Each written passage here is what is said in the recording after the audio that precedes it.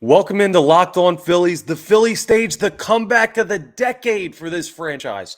They come back in the ninth with 2 outs left and beat the Cardinals and now are 1 game away from advancing to the NLDS. We'll break down yesterday's game and preview tonight's on today's Locked On Phillies.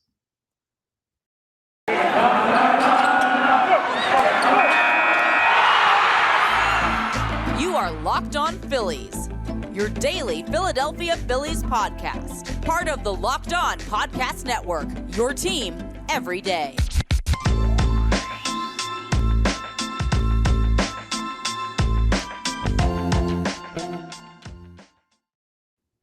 Yes, this is a very excited version of Locked On Phillies. I'm your host, Connor Thomas. Been talking Phillies baseball for years.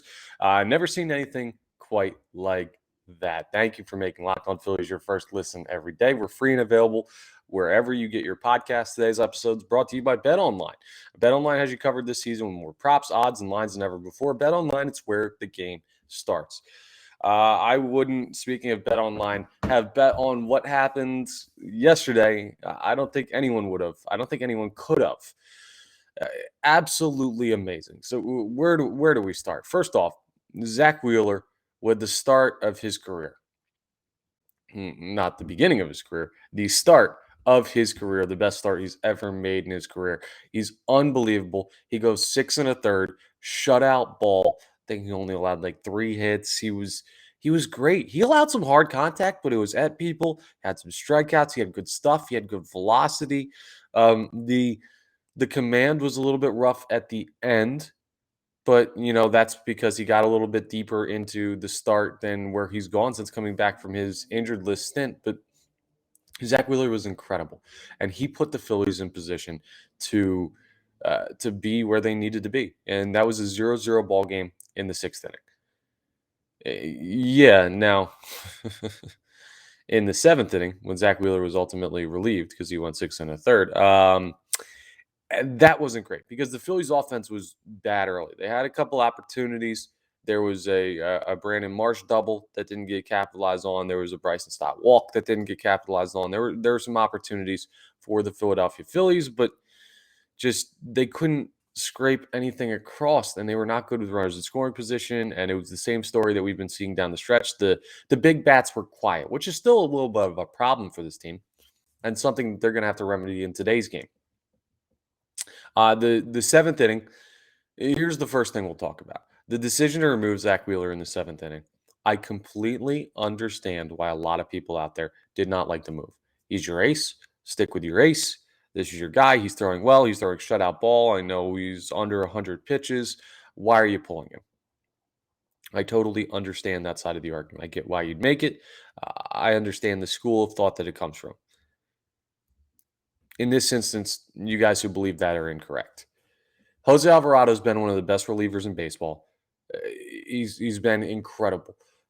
Like over this stretch since really the start of June, when this team's been winning, well, when they were winning and then they had the cold stretch. Anyway, since Jose Alvarado's been good, he's been nearly unhittable, unscore againstable, if that's a word, which is not. He doesn't give up home runs. He doesn't give up runs. He just hasn't done it. Rob Thompson played the odds. Like he made the right decision. The right decision doesn't always work out. It happens. Yeah, let me take you back to the 2000. Excuse me, as my voice goes on me a little bit there. I was celebrating very much last night. Let me take you back to the 2000. It was 2000 or 2001 World Series. Diamondbacks versus New York Yankees, and the Diamondbacks walk off the World Series, a walk-off winner on a single up the middle. It was off of Mariano Rivera. Does that mean that Mariano Rivera, the best closer of all time, shouldn't have been in the game? No. Sometimes you get bad results from good decisions. And that was a good decision by Rob Thompson. And who knew that Yepez, a rookie, was going to come up off the bench, pinch hit, and hit a home run? And more almost egregious than the home run, because everyone makes pitches that doesn't break the way they want them to, or don't break the way they want them to, I guess would be proper English there. But the 2-out walk was an issue, and Alvarado needs to know at that point, just you're through the big guys of the order. You're not facing Goldschmidt. You're not facing Arenado. You're not facing Pujols. Just go right after these guys And if they get a hit, okay, but don't give him free passes. And then he tries to do that to Yepes and ends up with a 2-run home run down the line. Unlucky. Still the right decision. Credit to Alvarado. After that, he bounces back. And then the rest of the bullpen. Robertson, really good outing. Zack Eflin to close the game. Really, really good. Zack Eflin as a closer, I mean, he gave up a run, whatever, but he knew the margin for error was bigger than that. And why was the margin for error bigger than that? Because of what happened in the top of the ninth inning. Just absolutely, man, incredible. It's the top of the ninth. The Phillies have shown no signs of life all day offensively. It's 2-0 on the Yepes home run. The Phillies were not able to score in the eighth. A quick first out in the ninth, and then JT Realmuto singles. And you're like, okay, maybe there's a little something here, but they'll probably strand him, whatever. Then Bryce Harper walks. They're like, we have the go-ahead run at the plate with Nick Castellanos, and they're starting to have better approaches. The approaches earlier in the game, there was an inning where Jose Quintana had 6 pitches in an inning. That's unacceptable in playoff baseball. The key to playoff baseball, I'll remind y'all of CC Sabathia and him being with the Milwaukee Brewers in 2008 and what the Phillies were able to do against him. Working the count and getting to the bullpen is paramount. Now, the Phillies got it off CC Sabathia because of a Shane Victorino grand slam, one of the seminal moments of that 2008 run. But still, that's a situation where you want to work the starter to get to the bullpen for reasons like this. The Phillies get to the closer. They get to Helsley, who just implodes upon himself once the bases are loaded.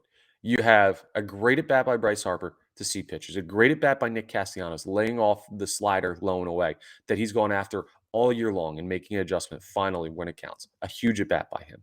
Then you have Alec Boehm wearing 101 to the shoulder and getting up and celebrating like a psychopath because he knows that he just forced in a run and made it a 2-1 ball game with 1 out and the bases loaded. And this whole time, you're 1 pitch away, a ground ball to the shortstop, and this ball game is over. And the Cardinals win 2-1, and you're going into tonight's game trying to fight off elimination and keep your season alive. And Gene Segura, who waited over 1,000 games to play in the playoffs, the longest of any active Major League Baseball player, comes up and hits a single to the right side, and Tommy Edman can't get it. And it goes into right field and 2-run score. And the Gene Segura little hop that he does a little skip and throws his arms up, running to first base. Harper scores. Castellanos scores. It's 3-2. And then the floodgates just open. Bryson Stott then, because it was runners on the corners there. It was first and third. Runners on the was it? No, there was another hit in there, I believe. And then so it was incredible, but it was strung together. Brandon Marsh has an at bat where he grounds the ball to first base, and they try and get Edmundo Sosa, who pinch ran for Alec Boehm going home. He slides in safe. Just absolutely incredible. Kyle Schwarber had a sacrifice fly. And forgive me, was it Rhys Hoskins who? Let me pull this up because my mind is a blur with that. It all felt like it happened so fast, right? In the ninth inning, just once Gene Segura got that single, which was the game-winning single, it just opened everything up, and it felt like after that it was just a flurry of hits there in the ninth. Marsh singled to left. That's what it was. Brandon Marsh had the single. Bryson Stott was the one who grounded into the fielder's choice to first, which didn't get anybody. And then Kyle Schwarber hit the sacrifice fly. But a big hit by Marsh. Ball play by Bryson Stott. This is great. Edmundo Sosa, great pinch running. Gene Segura, the huge single. Bryce Harper, Nick Castellanos, huge at bats. JT Realmuto, the single to get it started. It was everybody. The whole lineup came through in that inning, and it was just such good work by them. One of the great comebacks you'll ever see in Philadelphia Phillies baseball. That was as impressive as any win as the team had in 2008 in that run. That doesn't mean this team's that team, but it means that was a moment. That's why you get into the playoffs. That's why backing in doesn't matter, because even backing in, moments like that are possible. Now, coming up, we're going to discuss tonight's game, do a little bit of a preview, talk you through an upcoming Nola start, Miles Mikolas, how he's going to do for the Cardinals because he is their pitcher. And can the Phillies beat them? We're going to look back at Mikolas' starts against the Philadelphia Phillies as well. So that coming up next as we continue this episode of Locked On Phillies. All right, let me tell you about my friends over at BetOnline. BetOnline.net's your number one source for football betting info this season. They're awesome. Find all the latest player developments, team matchups, news, podcasts, and in-depth articles and analysis on every game you can find. And as always, BetOnline remains your continued source for all of your sport wagering information, live betting, up-to-the-minute scores for every sport out there. The fastest and easiest way to check in on all your favorite games and events. It even includes, of course, MLB, MMA, boxing, and golf. So head to BetOnline.net or use your mobile device to learn more. Bet Online. It's where the game starts. Okay, so at the time I'm recording this, we don't yet have a lineup for tonight's game.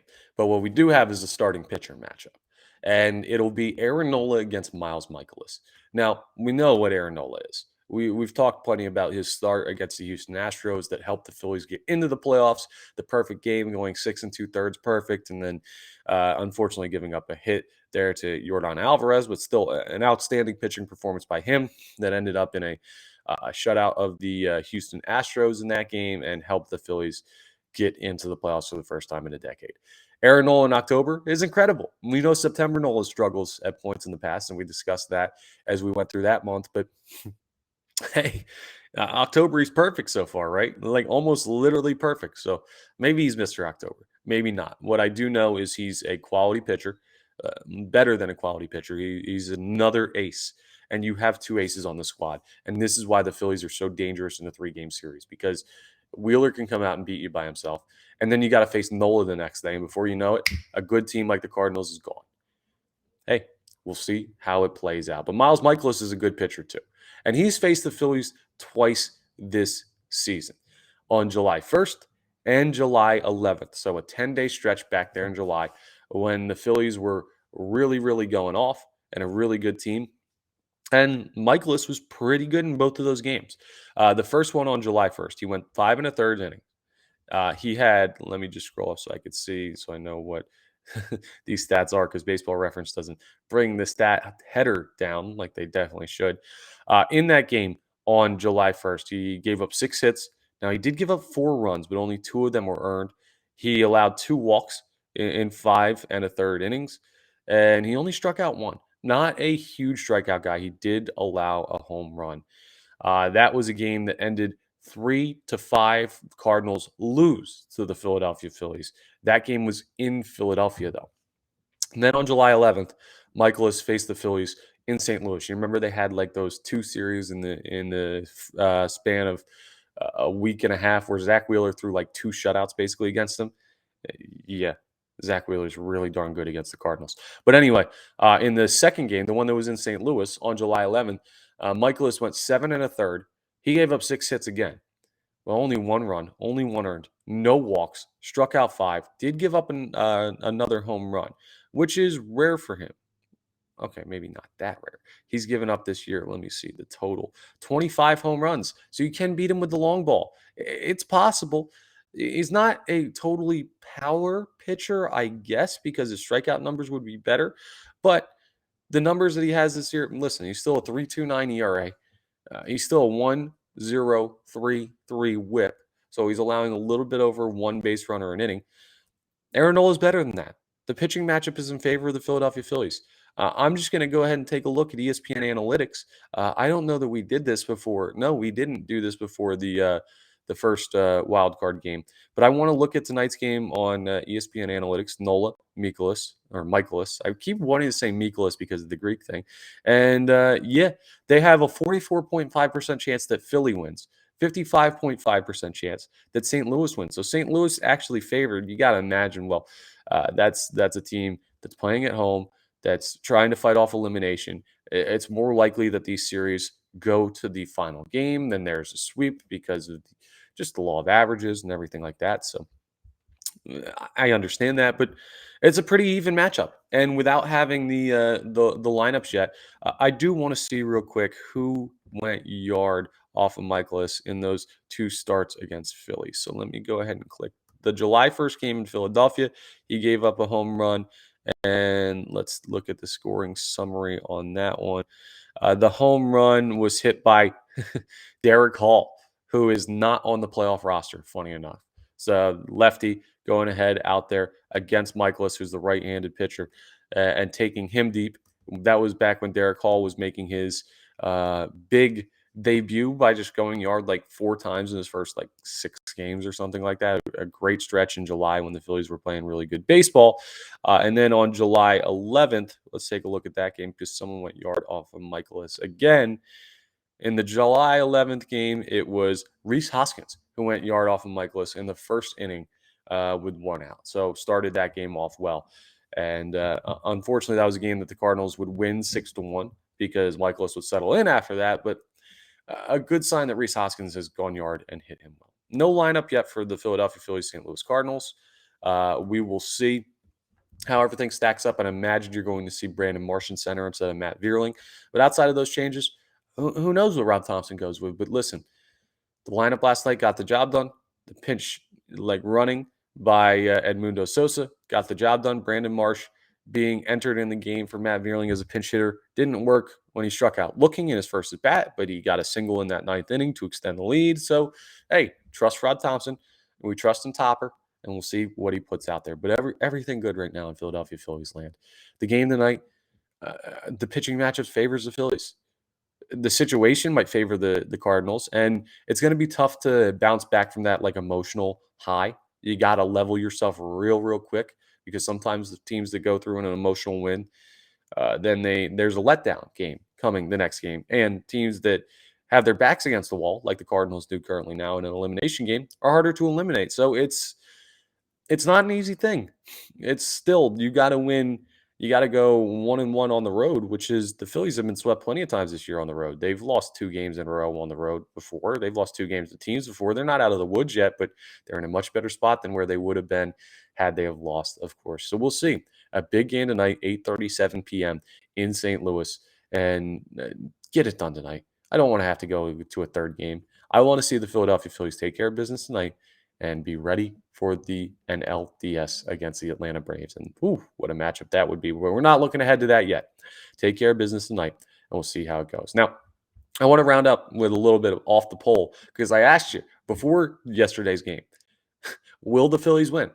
Not that game, the wild card series. And, well, there was an interesting percentage of responses. And I want to see how confident you were heading into the game and see if that belays how confident we should be now. We'll do off the poll coming up next as we wrap up Locked On Phillies. All right, a good number you weighed in on this for Off the Poll. Now, Off the Poll, again, is a segment where we ask a poll question at LO_Phillies on Twitter. I retweet it from at Connor Thomas 975, my handle on Twitter, my main account. And I tell you the question, I tell you the options. And then the next episode after, well, then I give you my thoughts. So I don't want to poison the well. I don't want to influence you with what I'm thinking. I want to see unbiased what your pick is for the questions that I ask. And this off the poll question was easy. Need your call ahead at 2:07 p.m. Do the Phillies win their series with the Cardinals? Good number of responses on this one. Almost up to 50 responses.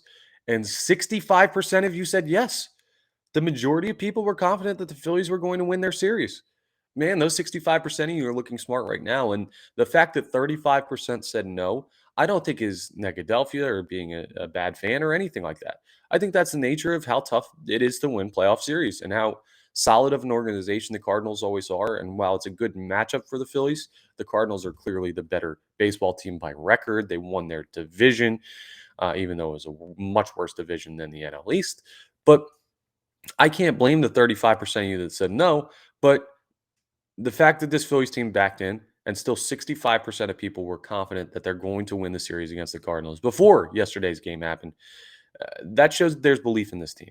And if there wasn't then, if you weren't a believer in that team then, if I asked that question again today, well, I'd imagine I'm getting like 80% saying yes. And partially because of the numbers, the 1-0 lead in the series the Phillies have, but also because of seeing this team succeed on the big stage. The stage only gets bigger from here, but a great game, good confidence from the fan base, everything pointing in a good direction for the Philadelphia Phillies. It can change in the course of a night. So hopefully Aaron Nola and whatever lineup Thompson puts out there will compete tonight, find a way to win, get the job done, and move them on to the NLDS and the Atlanta Braves. But hey, so far, so good. I'm going to get some rest. I'm going to take care of this voice, get settled in, and ready to go for tonight's game. You do the same. I want to thank you for making Locked On Phillies your first listen every day. We're free and available wherever you get your podcast. Make your second listen Locked On MLB. Paul Francis Sully, he's covering the MLB playoffs like no one else can, all encompassing. So we'll talk about the Mets' epic loss, the Phillies' epic win, the teams sitting around waiting in the wings, the Guardians with a win, the the Mariners with a win. So a couple of really good games, and the two teams that ended long playoff droughts, the Mariners and Phillies, both with wins yesterday in the opening day of wild card play. So a lot of great stuff on Locked On MLB. It's available wherever you get your podcast, YouTube, and Odyssey. Go ahead and check that out and stay locked into Locked On Phillies. We'll have another episode for you tomorrow. And tonight, after the game, 8:37, Phillies Cardinals, game 2. The Phillies with a chance to advance. Let's hope they do. Either way, though, I will talk to you tomorrow on the next Locked On Phillies.